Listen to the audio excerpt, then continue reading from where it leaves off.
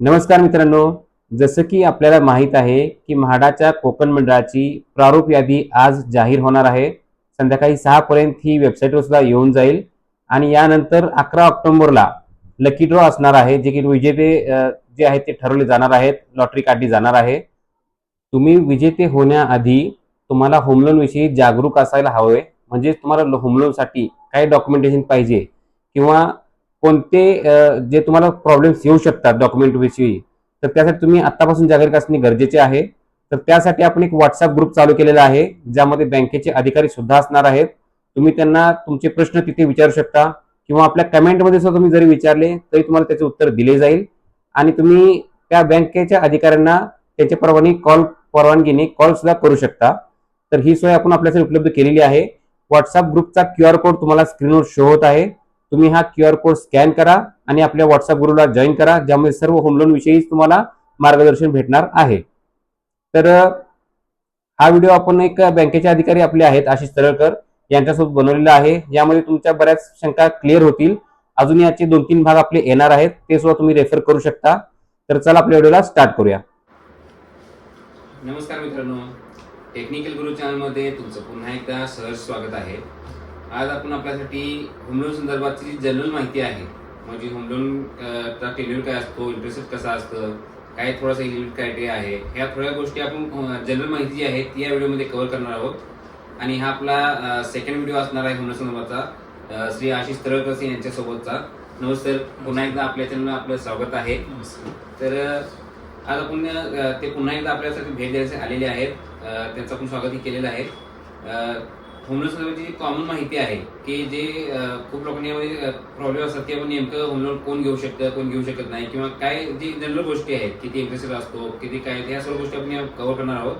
तर तुम्ही अजून आपल्या चॅनल सबस्क्राईब केले नसेल तर प्लीज सबस्क्राईब करा आणि बेल आयकॉन हे बटन जरूर प्रेस करा, जेणेकरून तुम्हाला असेच महत्त्वपूर्ण अपडेट्स वेळेवर मिळत राहतील. तर चला आपल्या व्हिडिओला स्टार्ट करूया. तर सर, पहिला आमचा प्रश्न तुम्हाला असा आहे की समजा आपले सगळे डॉक्युमेंट तुम्हाला दिले तर त्या लोन प्रोसेस होण्याचा साधारणपणे किती वेळ जातो लोन पूर्ण प्रोसेस होण्यासाठी?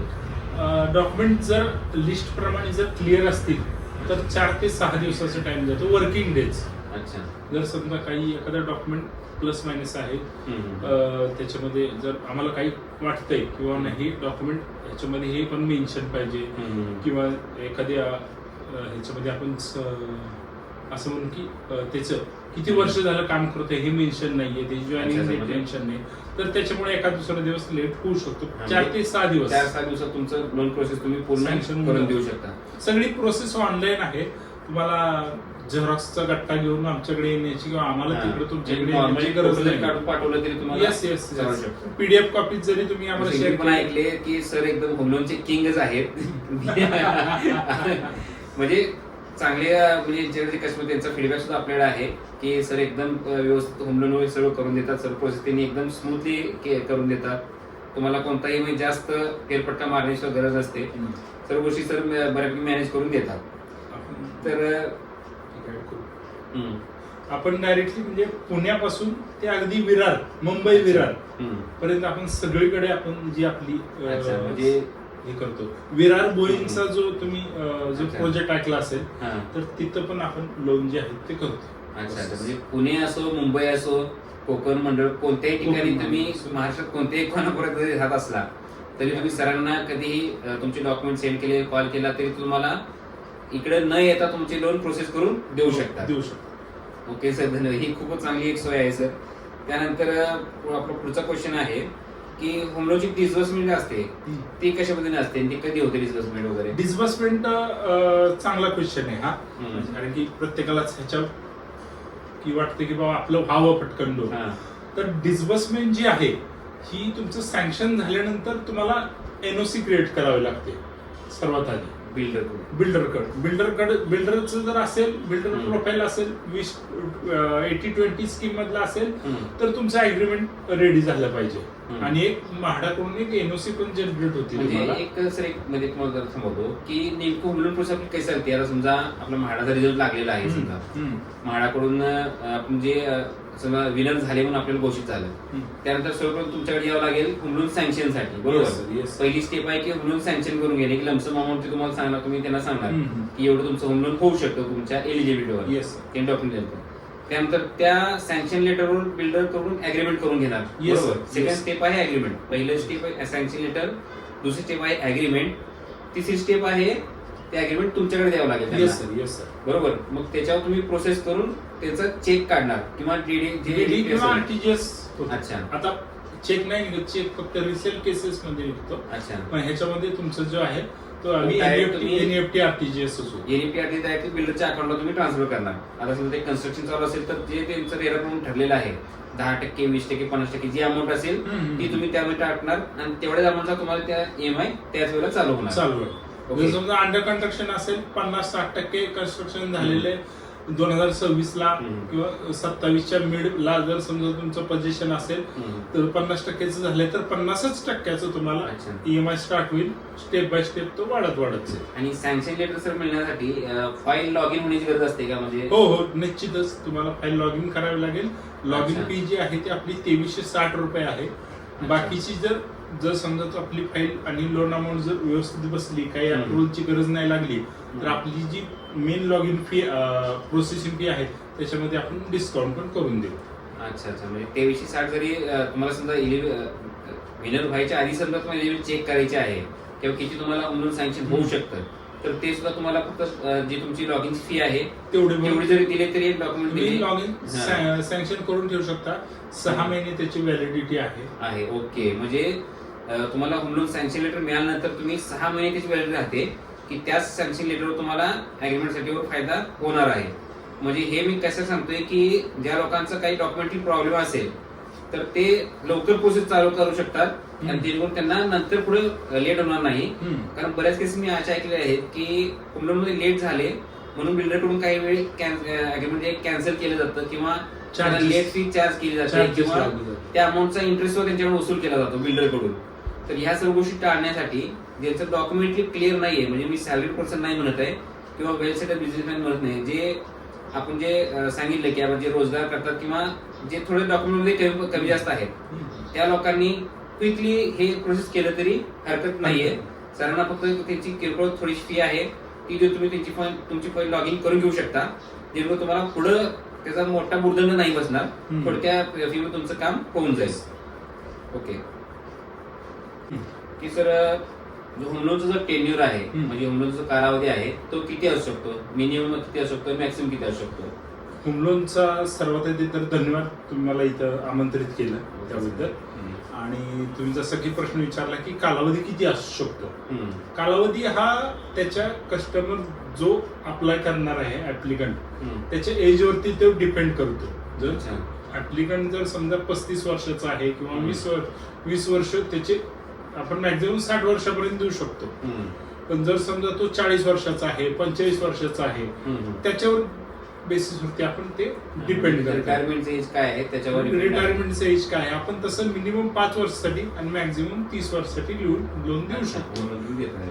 आता जर एखादा ऍप्लिकंट जर 47 वर्षाचा असेल तर आपण फक्त 13 वर्ष लोन देऊ त्याला. अच्छा. आणि जर गव्हर्नमेंट एम्प्लॉय असेल तर 5 वर्ष त्याचे एक्सटेंड होतात. कधी एक्सटेंड होतात? जर त्याचं वय 55च्या आत असेल तर. अच्छा. तर ते 5 वर्ष आपण एक्सटेंड करतो, म्हणजे 65 पर्यंत देतो. आणि पण ते कोणाला जर त्यांना पेन्शन अलाउड असेल तर.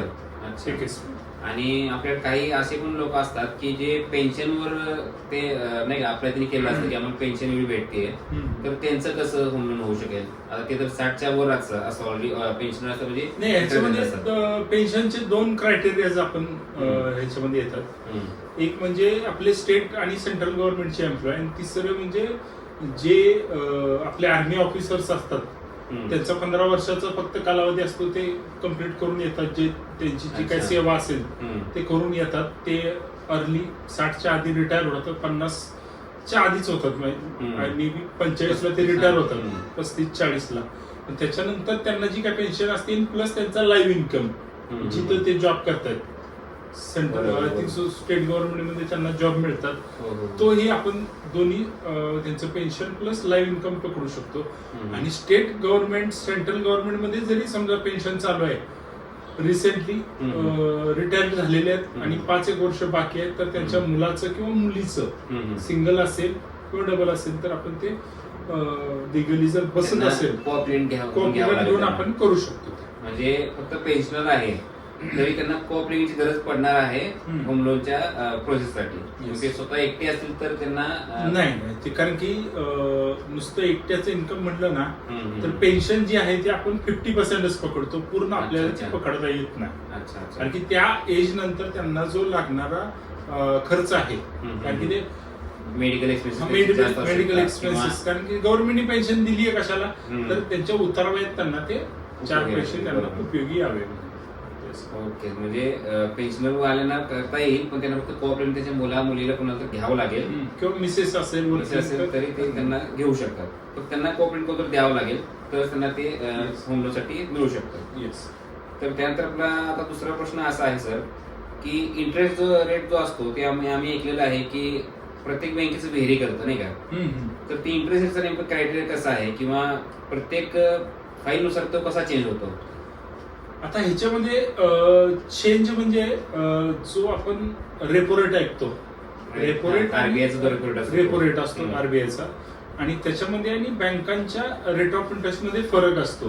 जर रेपो रेट जर आज 6% असेल तर बँकांचा रेट 7-7.5% असतो. तो जो मधला मार्जिन आहे तो बँकांना ठेवावाच लागतो, प्रत्येक बँकेत ठेवती ती. तो जो मार्जिन आहे तो असतो त्याच्यामध्ये.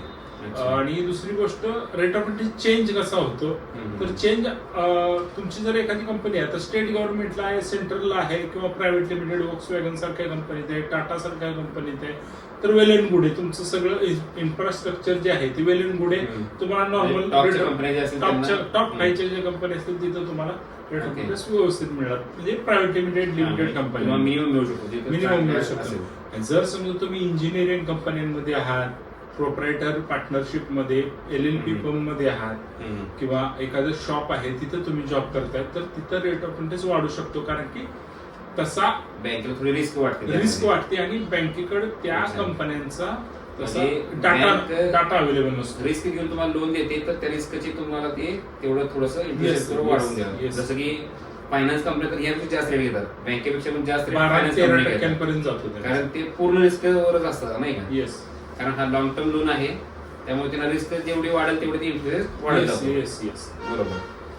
आता यानंतर सर एक विचारू की बाबा फंडिंग लोनचं जे असतं फंडिंग किती % असतं? समजा आपण एक 20 लाखाचा फ्लॅट घेतो, म्हाडामध्ये नॉर्मली 1 BHK 20 लाखापर्यंत असतो, तर आपल्याकडे म्हणजे किती त्यामध्ये कॅश असायला पाहिजे आणि किती तुम्ही लोन देणार, किंवा जे आपल्या सरकारी ज्या हे असणार आहेत चार्जेस, म्हणजे स्टॅम्प ड्युटी, रजिस्ट्रेशन, हे ह्याच्यावर काय लोन मिळतं का ते सगळं आपण स्वतः पे करायचं, ते जरा त्याबद्दल माहिती सांगा. आता ह्याच्यामध्ये 30 लाखापर्यंत जर लोन अमाऊंट असेल तुमची तर आपण 90% आपण फंडिंग करतो.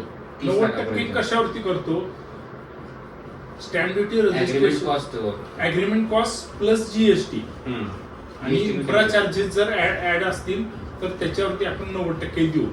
अग्रीमेंट कॉस्टच्या वरती आपण जात नाही. अच्छा. जी म्हणजे अग्रीमेंट कॉस्ट जर समजा 27-28 लाख रुपये जर तुमची अग्रीमेंट कॉस्ट असेल तर ती आपल्याला क्रॉस करता येत नाही ॲज पर गव्हर्नमेंट रूल. आपण तुमचं स्टॅम्प ड्युटी, रजिस्ट्रेशन जे आहे ते तुम्हालाच भरावं लागेल ऍज अ कस्टमर म्हणून, ते कारण की ते गव्हर्नमेंटला पेड होणारे चार्जेस आहे. बरोबर. ते कोणत्याही प्रकारे बँकेच्या किंवा ह्याच्या खिशात नाही जात, गव्हर्नमेंटला पेड होणारे. स्टॅम्प ड्युटी तुम्हाला स्वतः भरावी लागेल आणि फक्त जे आपली अग्रीमेंट कॉस्ट आहे त्याच्यावर तुम्ही 90% लोन देऊ शकता. 90% आणि मी असं पण एक घेतलेलं आहे की मी स्वतः जाऊन फ्लॅट काय आम्ही केलं की होम लोन घेतल्यानंतर सुद्धा फर्निचरसाठी त्यात आम्ही ऍड ऑन केलं. होतं तेही करता येतं. नॉर्मल बिल्डरकडे जर समजा तुम्ही फ्लॅट परचेस करायला गेले तर ते 10 ते 15% आपण ऍड ऑन अमेनिटीज म्हणून आपण लोन देतो. फर्निचर करण्यासाठी घरात वगैरे कोटेशन लावून आपण करतो ते. नॉर्मल बिल्डरकडे जर समजा तुम्ही फ्लॅट परचेस करताय तर ते करता येईल. म्हणजे अग्रीमेंट कॉस्टच्या आपण वर पण 30 लाखाच्या वरची जर कॉस्टिंग असेल तुमची तर त्याच्यामध्ये करता येईल. अच्छा. म्हणजे आणि आपल्याकडे ते 10% अमाऊंट असेल वरची 10% स्टॅम्प ड्युटी हे आपल्याकडे स्वतःला कडे असायला पाहिजे. आता आपण घर घेतो म्हणजे तेवढा आपला बॅलन्स असायलाच पाहिजे. हो. ओके. आणि सर आपला लास्ट क्वेश्चन असा आहे की ग्राहकांनी आपल्या ऍक्सिस बँकेतच होम लोन का केलं पाहिजे? ऍक्सिस बँकेची काय विशेष सुविधा आहे का होम लोन बद्दल असं काय?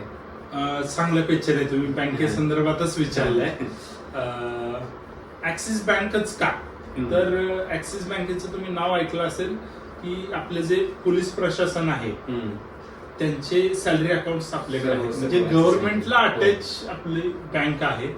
आणि दुसरी गोष्ट हॅसल फ्री प्रोसेस आहे आपली सगळी. डोक्याला महाराष्ट्रात कुठेही जरी असले कुठेही जरी असलं ऑनलाईन प्रोसेस आहे. मला ऑनलाईन प्रोसेस आहे.